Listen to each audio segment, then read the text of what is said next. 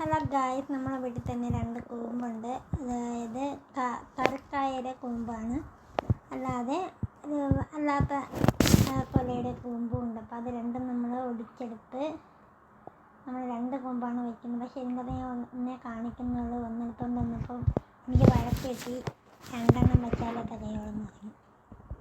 അപ്പോൾ നമ്മളത് ഇങ്ങനെ എടുത്തുകൊണ്ട് വന്നതിന് ശേഷം അതിൻ്റെ കറ കളയാനായിട്ട് നമ്മൾ കുറച്ച് നേരം വെച്ചിരിക്കണം. ഇല്ലെന്നുണ്ടെങ്കിൽ കറ പോകത്തില്ല. ഇതേ കണക്ക് വെച്ചേക്കുമ്പോൾ കറ ഇട്ടിട്ട് അതിന് വീഴും. കണ്ട ഇതേ പാകത്തിന് തറയിൽ പോകും. എന്നിട്ട് അതിൻ്റെ തോട് കുറേ നമുക്കെടുത്ത് കളയേണ്ടിയിരിക്കുന്നു. എന്ന് വെച്ചാൽ അതിൻ്റെ കുറേ തോലൊക്കെ ഉദിച്ചതിന് ശേഷമാണ് അത് നമ്മൾ അരിഞ്ഞെടുക്കുന്നത്. നമ്മളിത് സിമ്പിളാണ്, വേവിക്കാനായിട്ട് ഹെൽത്തിയാണ്.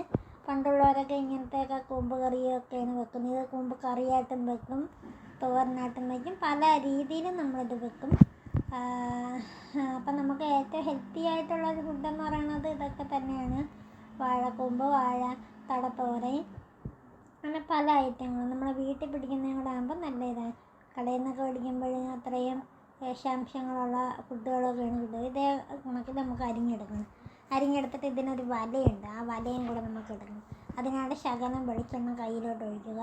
വെളിച്ചെണ്ണ ഒഴിച്ചതിന് ശേഷം, വെളിച്ചെണ്ണ തന്നെ വേണമെന്നില്ല, ഏത് ഓയിലാണോ നിങ്ങൾ യൂസ് ചെയ്യുന്നത് ആ ഓയിലെടുക്കുക.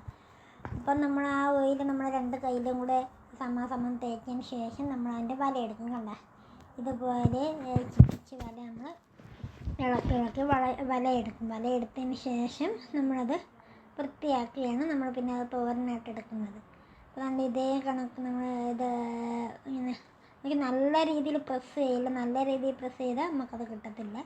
ഇതേ കണക്ക് കുടഞ്ഞ് ഓരോന്നായിട്ട് കുടഞ്ഞ് എടുക്കുമ്പോഴത്തേക്കും നമുക്കതിൻ്റെ വല നമുക്ക് ചുറ്റിക്ക് കിട്ടും. അപ്പം മാത്രമേ നമുക്ക് തോരൻ വയ്ക്കാനായിട്ടും കൂടെ ഇതാവത്തുള്ളൂ. വല കിടക്കുമ്പോൾ കുടലിൽ കുരുങ്ങും എന്നൊക്കെയാണ് പണ്ടുള്ളവർ പറയുന്നത്. അതിനെപ്പറ്റി ഒന്ന് ഡീറ്റെയിൽസ് ആയിട്ട് പറയാനൊന്നും എനിക്കറിയത്തില്ല.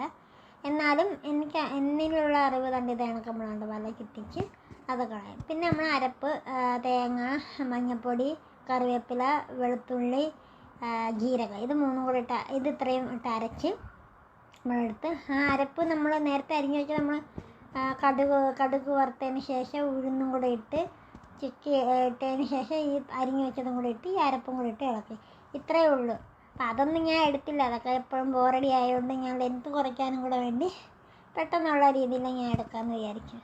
അപ്പം നമ്മൾ ഓൾമോസ്റ്റ് കൂമ്പ് തോരനായിട്ടുണ്ട്.